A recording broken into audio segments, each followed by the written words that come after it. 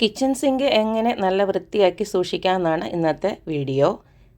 അതായത് ഞാൻ മിക്കപ്പോഴും നമ്മുടെ ലിക്വിഡ് തന്നെ ഇട്ടിട്ടാണ് ക്ലീൻ ചെയ്യുന്നത്. ലിക്വിഡും ചിലപ്പം ഇത്തിരി ഒരു ബേക്കിംഗ് സോഡ ഇടുമ്പോൾ നല്ലതായിട്ട് ക്ലീനായിട്ട് തന്നെ വരുന്നുണ്ട്. ഇതിപ്പോൾ വേറൊരു ടിപ്പ് പറഞ്ഞേക്കെന്ന് പറഞ്ഞാൽ എല്ലാവർക്കും നമുക്ക് അവൈലബിൾ ആയിട്ടുള്ളൊരു സാധനമാണ് ഉപ്പ്. ഈ ഉപ്പ് ജസ്റ്റ് ഒന്ന് എല്ലായിടത്തും ഒന്ന് വെതറി കൊടുക്കുക. ഇത് ഞാനും ഫസ്റ്റ് ടൈമാണ് ചെയ്യുന്നത്. ചെയ്ത് നോക്കാം. ഉപ്പൊക്കെ ആകുമ്പോൾ എല്ലാവരും വീട്ടിലുണ്ടാവുമല്ലോ.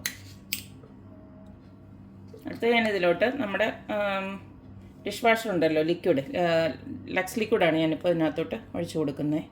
അതൊക്കെ കുറച്ച് ഒഴിച്ചു കൊടുത്താൽ മതി, കാരണം ഇതൊരു പതയുമല്ലോ നന്നായിട്ട്. ഇനി ഇതുപോലെ തന്നെ നമ്മുടെ ഒരു സ്ക്രബ്ബർ എടുത്തിട്ട് നന്നായിട്ടൊന്ന് തേച്ച് കൊടുക്കാം.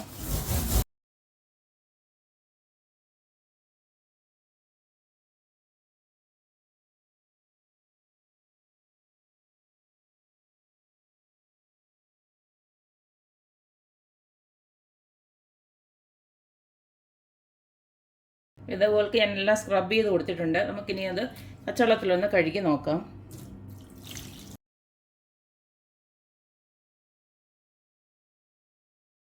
ഉപ്പ് പൂർണ്ണമായിട്ടും കഴുകി തന്നെ കളയണം, അല്ലെങ്കിൽ വീണ്ടും അത് ഒരു പാട് പോലെ ആവും.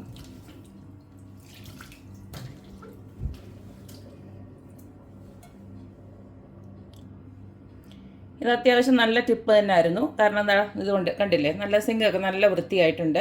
നമ്മുടെ എനിക്ക് തന്ന ഒരു സ്ക്രബ്ബറിൻ്റെ എഫക്റ്റാണെന്ന് തോന്നുന്നു നമ്മുടെ ഉപ്പ് കൊടുക്കുന്നത്. ആ അഴുക്കൊക്കെ നല്ലതായിട്ട് പോയിട്ടുണ്ട്.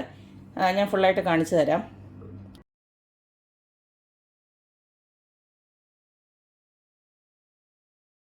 അപ്പോൾ ഈ ഒരു ടിപ്പ് എല്ലാവർക്കും ഇഷ്ടമായെന്ന് പ്രതീക്ഷിക്കുന്നു. നമ്മുടെ വീട്ടിൽ അവൈലബിൾ ആയിട്ടുള്ള വെറും ഉപ്പും ലിക്വിഡും മാത്രം വെച്ചിട്ട് ഈ സിങ്കൊക്കെ നല്ല സൂപ്പറായിട്ട് തന്നെ ക്ലീൻ ചെയ്തെടുക്കാം. അപ്പോൾ ഈ ഒരു വീഡിയോ ഇഷ്ടമായെങ്കിൽ please like, share and subscribe. അപ്പോൾ ഇനി ഒരു പുതിയൊരു വീഡിയോ ആയിട്ട് വരുന്നവരേക്കും ബായ്.